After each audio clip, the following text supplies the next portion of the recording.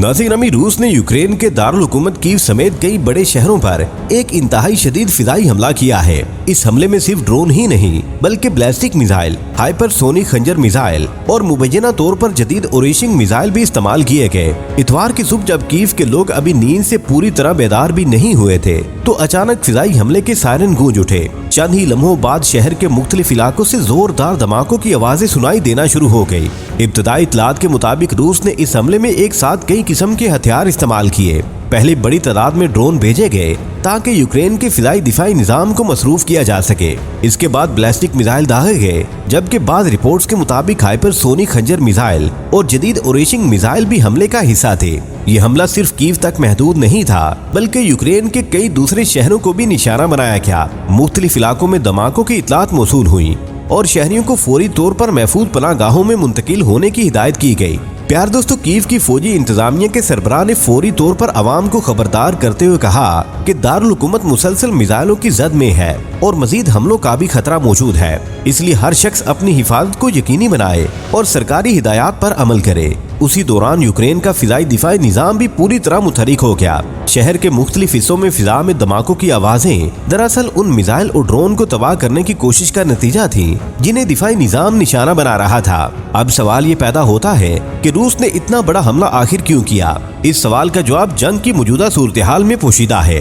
प्यारे दोस्तों, गुज़िश्ता कई हफ्तों से रूस मशरकी यूक्रेन में अपनी फौजी कार्रवाइयां मजीद तेज कर चुका है। दूसरी जानिब यूक्रेन भी मुसलसल रूसी फौजी तंसीबात, गोला बारूद के जखायर और बाज़ औक़ात रूसी सरजमीन के अंदर मौजूद अहदाफ पर ड्रोन हमले कर रहा है। फौजी माहिरीन के मुताबिक रूस का मकसद सिर्फ फौरी फौजी नुकसान पहुँचाना नहीं बल्कि यूक्रेन के बुनियादी ढांचे, फिजाई दिफा और अवामी हौसले पर भी दबाव डालना है ताकि जंग में अपनी बर्तरी बरकरार रखी जा सके। इस हमले में जिन हथियारों का जिक्र सामने आया है इनमें हाइपरसोनिक खंजर मिसाइल खास तौर पर तवज्जो का मरकज है। खंजर मिसाइल अपनी इंतहाई तेज रफ्तार की वजह से दुनिया के खतरनाक तरीन हथियारों में शुमार किया जाता है। इसकी रफ्तार आवाज की रफ्तार से कई गुना ज्यादा हो सकती है, जिसकी वजह से इसे रोकना आम बैलिस्टिक मिसाइलों के मुकाबले में कहीं ज्यादा मुश्किल समझा जाता है। इसी तरह ओरेशिंग मिसाइल का नाम भी एक मर्तबा फिर सामने आया है, अगरचे इसके इस्तेमाल से मुतल्लिक तमाम तर तफसीलात आजाद जराए से मुकम्मल तौर पर तस्दीक शुदा नहीं है। लेकिन अगर वाकई इसे इस्तेमाल किया गया है तो ये इस बात की अलामत हो सकती है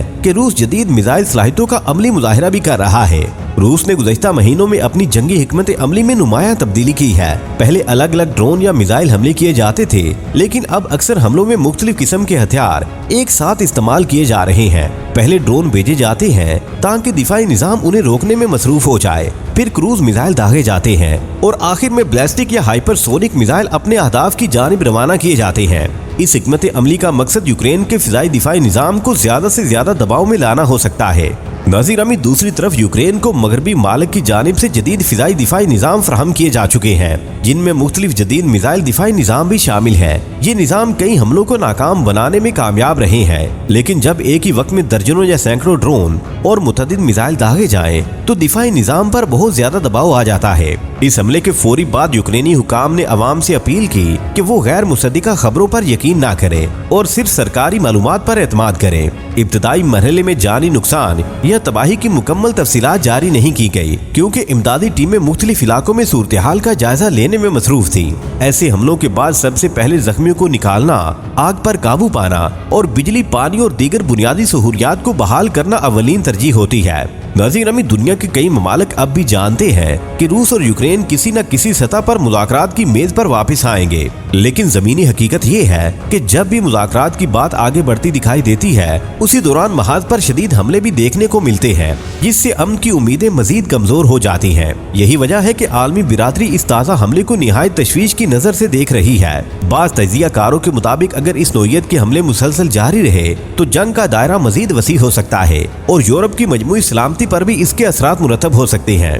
नाज़रीन अमी, रूस और यूक्रेन की जंग को शुरू हुए कई साल गुजर चुके हैं, लेकिन इसके बावजूद ना रूस अपने अहदाफ से पीछे हटा है और ना ही यूक्रेन ने मज़ाहमत खत्म करने का कोई इशारा दिया है। इसी वजह से हर नया हमला इस जंग को मजीद तवील और पेचीदा बना देता है।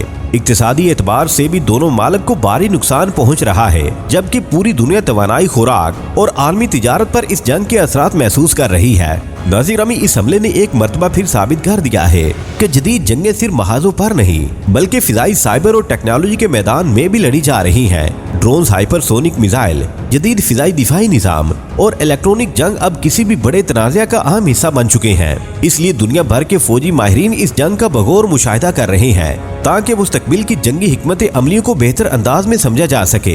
आखिर में हम यही कहेंगे कि रूस का ये ताज़ा फिजाई हमला हालिया हफ्तों के सबसे बड़े हमलों में शुमार किया जा रहा है। अगरचे इसके मुकम्मल नताइज सामने आने में अभी वक्त लग सकता है, लेकिन इतना जरूर वाज़े है कि रूस और यूक्रेन के दरमियान कशीदगी कम होने की बजाय मजीद बढ़ती हुई दिखाई दे रही है। प्यार दोस्तों, आज की वीडियो में बस इतना ही। हमें आज भी पूरी उम्मीद है कि आज की ये वीडियो भी आपकी मालूमात में ठीक ठाक इजाफे का बाइस बनी होगी। वीडियो पसंद आने की सूरत में इसे लाइक कीजिए, दोस्तों से शेयर कीजिए और कमेंट सेक्शन में हमें अपनी कीमती राय से जरूर आगाह रखिएगा। अल्लाह निगहबान।